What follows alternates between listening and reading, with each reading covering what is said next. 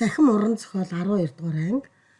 Өнөөдрийнхөө хичээлээр Пиренлен Лувсан цэрэнгийн ус шиг цэнхэр өгүүлэлгийн зохиолч уншигчийн холбоо хамаарлыг ойлгох, мөн өгүүлэлгийн төрөл зүйл мөн болохыг тодорхойлохыг баталсан хичээл үзнэ.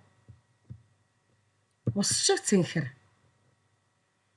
Үүнийг өгүүлэг болохын тулд 4 баримтаар жишээ татъя. 1. Дүрийн систем. Энд ердөөр Жанцан өвгөн, түүний хүү Чулуун гэсэн 2хан гол дүр гарч байна. Бусад жинчид бол туслах дүрүүд. Тэгэхээр өгүүлэг бол цөөхөн дүрийг эргэлцсэн системтэй байдаг.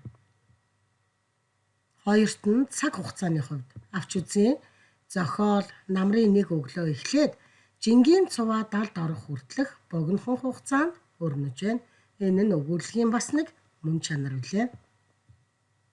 Гуравт нь үйл явдлыг харуул үдэлт гэсэн ганцхан үйл явдал дээр төвлөрсөн. Мөн л өгүүлгийн үндсэн зарчимд хамаарна. Дөрөвт нь дэвшүүлсэн асуудал. Уг өгүүлгээр эцэг хүний хайр нь дотроо байдаг тухай мөн Монгол ахуйн дүрслэл дэвшүүлж тавьсан байна.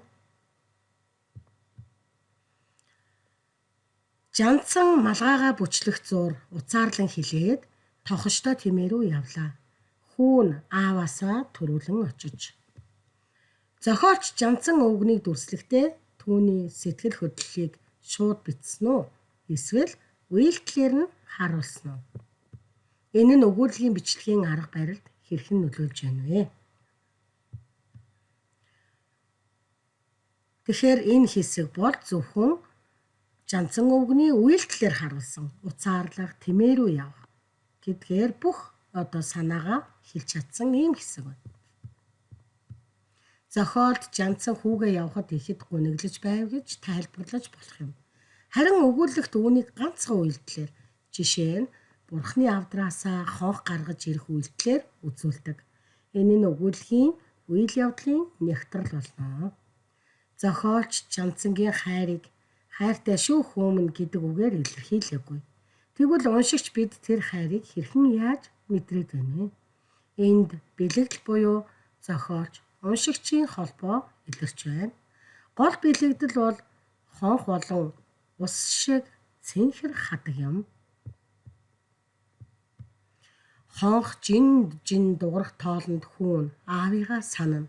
Уншигч бид ч гэсэн тэр хонхны дууг сонсох шиг болж өвгөн Жанцангийн ганцаардал бас хайрыг мэдэрдэг.